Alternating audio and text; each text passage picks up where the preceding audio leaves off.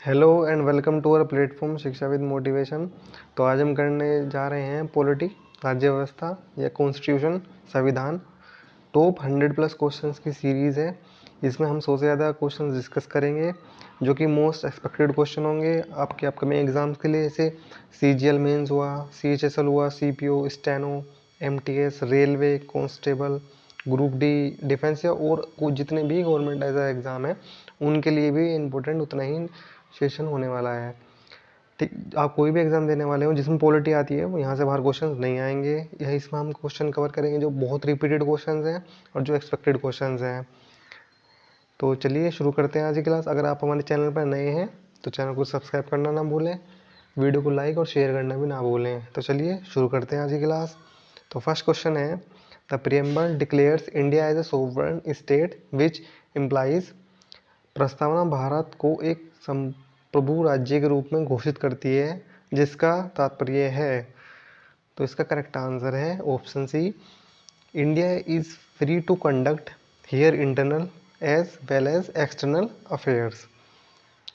Next है, which article of Indian constitution did doctor BR Ambedkar term as the heart and soul of Indian constitution.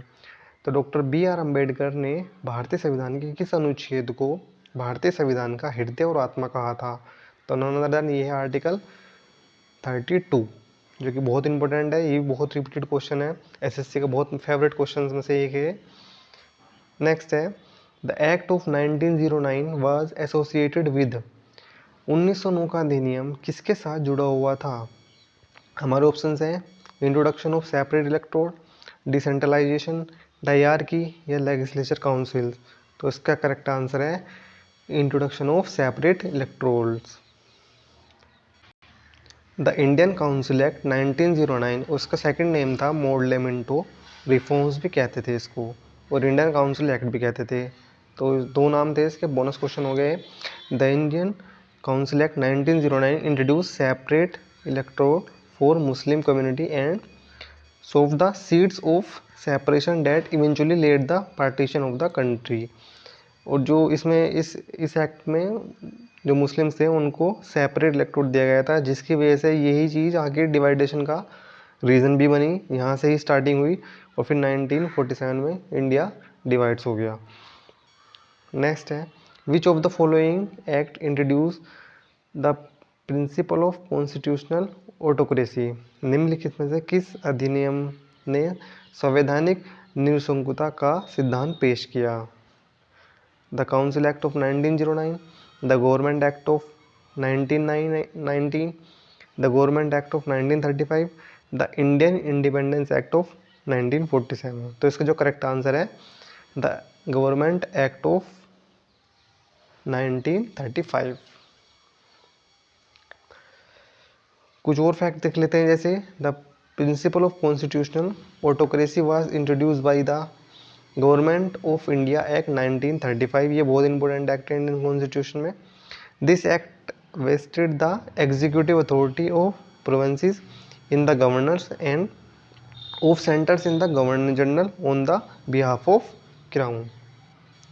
Next है, the Indian federalism is based on the pattern of which country. भारतीय संघवाद किस देश के pattern पर आधारित है। तो हमारे ऑप्शन हैं USA, कनाडा, ऑस्ट्रेलिया या जर्मनी। तो इसका करेक्ट आंसर है Canada. The constitution of India is federal in nature. The concept of federal system in our constitution is inspired from the constitution of Canada.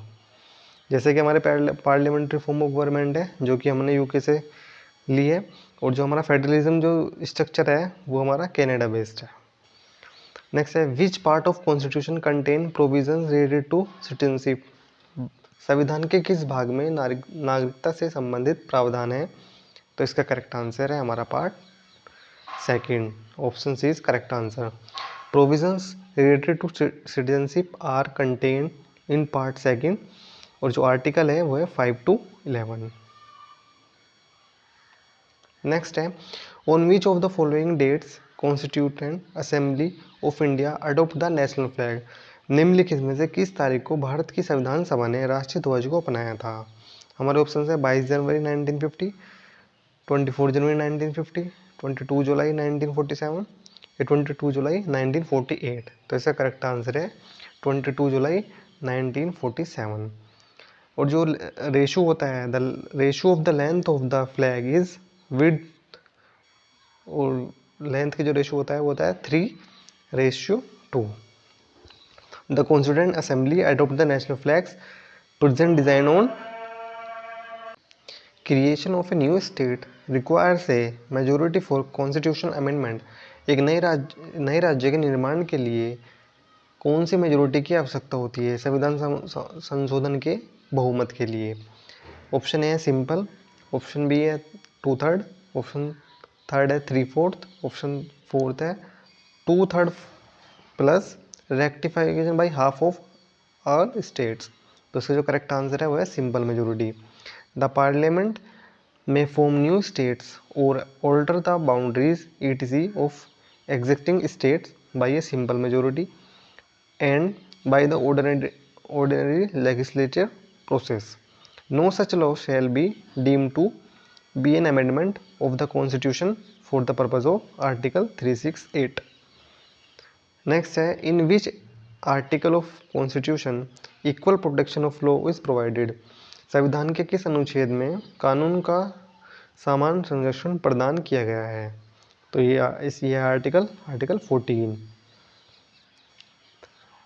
Article 14 से related कुछ fact देख लेते हैं। जैसे article 14 says that state shall not deny to any person equality before the law or the equal protection of the law within the territory of India.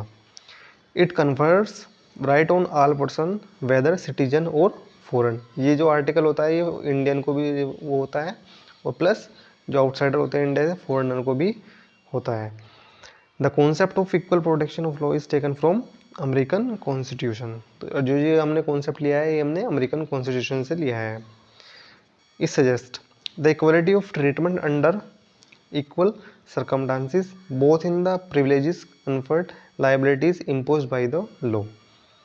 The similar application of the same law to all persons who are similarly situated and the like should be treated alike without any discrimination. Next है, which one of the following is not included in the fundamental right to equality as unreached in the Indian Constitution?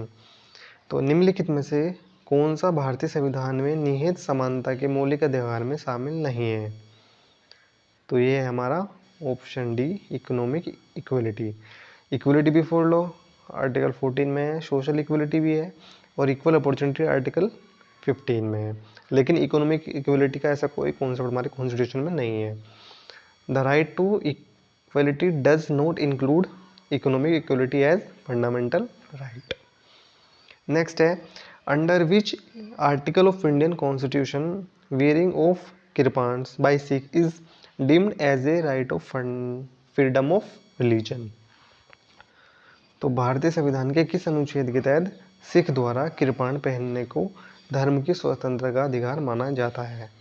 तो ये है article 25। जो हमारे article हैं freedom of religion के वो हैं आर्टिकल 25 से 28 है। तो wearing and carrying of kirpan by Sikh is deemed to be included in the profession of Sikh religion by virtue of explanation to the article 25। Article 25 of Indian constitution, freedom of conscience and free profession, practice and propagation of religion. Next है, an accused of any offense cannot be compelled to be a witness against himself. Which article of Indian Constitution provide for this? किसी भी अपराध के लिए आरोपी को अपने खिलाफ गवाह बनने के लिए मजबूर नहीं किया जा सकता। भारतीय संविधान का कौन सा अनुच्छेद इसके लिए प्रावधान करता है? तो ये करता है आर्टिकल 20 का third clause. Article 20 has provided a safeguard to the persons accused of crimes. लेकिन article 23 clause said of Indian constitution that no person accused of any offence shall be compiled to given witness against himself और self incrimination. तो कोई भी अगर अपराध करता है तो पुलिस ये नहीं कह सकती कि आप अपने खिलाफ ही गवाह बन जाओ, कि है ना, वो जो कस्टडी में भी देखा होगा आपने मूवीज में भी बयान देते हैं तो उसको कोर्ट में अमान्य दिया जाता है, नॉट वैलिड दिया जाता है। This is the based on the legal presumptions that the accused is innocent till his guilty is proved, and it is the duty of the prosecutor to establish his guilty. Next है, if there is any dispute regarding the presidential election it can be referred to, यदि राष्ट्रपति चुनाव से संबंधित कोई भी विवाद है तो इस संदर्भ में किया जा सकता है। तो ये देखता है supreme court of India. Election कराता है इलेक्शन कमीशन, लेकिन जो डिस्प्यूट होता है वो सुप्रीम कोर्ट। तो if there is any doubt और dispute regarding the election of president it can be refer to the supreme court of India, जो कि आर्टिकल 71 में लिखा है, whose decision shall be final, और सुप्रीम कोर्ट का decision ही फाइनल डिसीजन होगा। नेक्स्ट है, the president of India can be remove from his post by, तो भारत के राष्ट्रपति को उनके पद से किसके द्वारा हटाया जा सकता है, तो ये है parliament.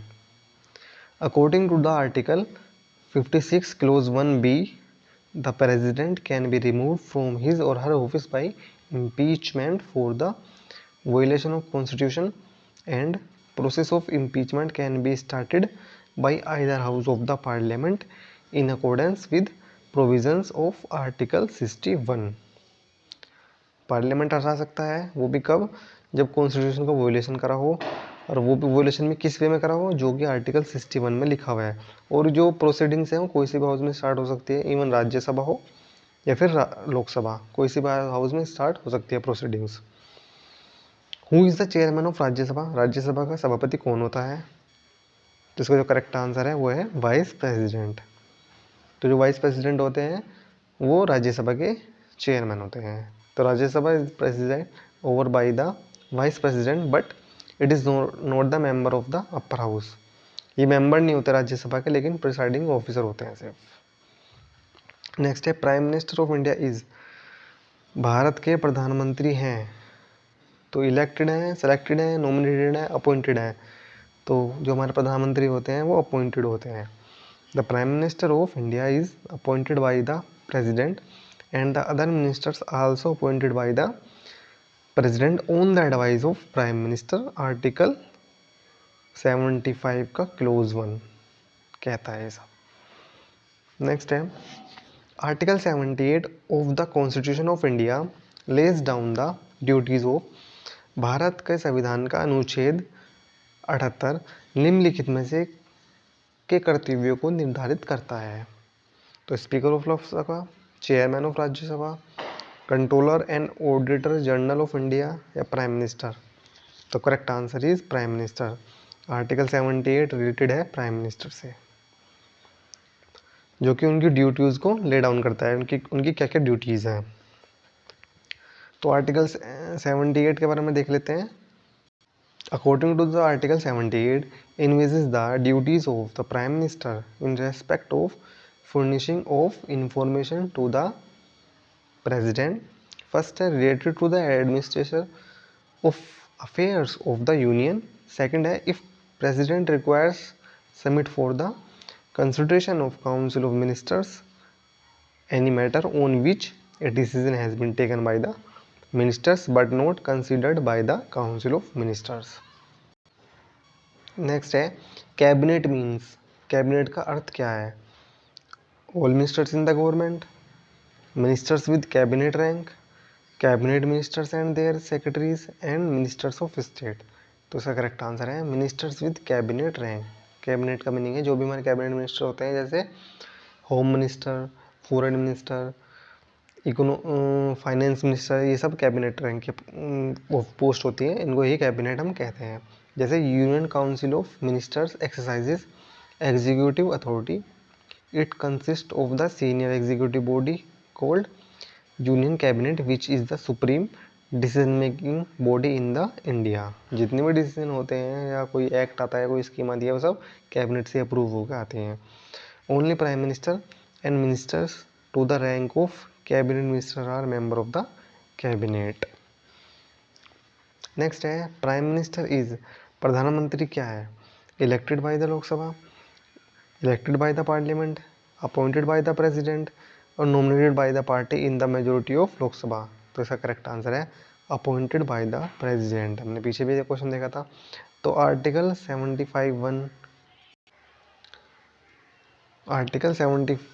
75 close 1 says that prime minister shall be appointed by president and other ministers shall be appointed by the president but on the advice of prime minister. And article 75b clause b says ministers are shall hold the office during the pleasure of the president. तो जो ministers होते हैं, cabinet ministers होते हैं, जो ये post जो hold करते हैं, ये pleasure of the president hold करते हैं। और जो अपॉइंट कौन करता है इनको? प्रेसिडेंट अपॉइंट करता है, लेकिन on the advice of prime minister. और प्राइम मिनिस्टर कौन अपॉइंट करता है? प्रेसिडेंट। ठीक है, तो गाइज ये था आज का क्वेश्चन। उम्मीद करता हूँ आपको पसंद आएगा। तो वीडियो को लाइक और शेयर करना ना भूले, चैनल को सब्सक्राइब कर लें और बेल आइकन भी प्रेस कर लें, क्योंकि इन फ्यूचर वीडियो के अपडेट के लिए, जो कि बहुत इंपॉर्टेंट है। और अब ये सीरीज स्टार्ट की हमने टॉप 100+ क्वेश्चंस की, जो कि आगे भी कंटिन्यू रहेगी। तो आज ये पार्ट 1 था। तो thank you so much. Please like share and subscribe our channel. Thank you.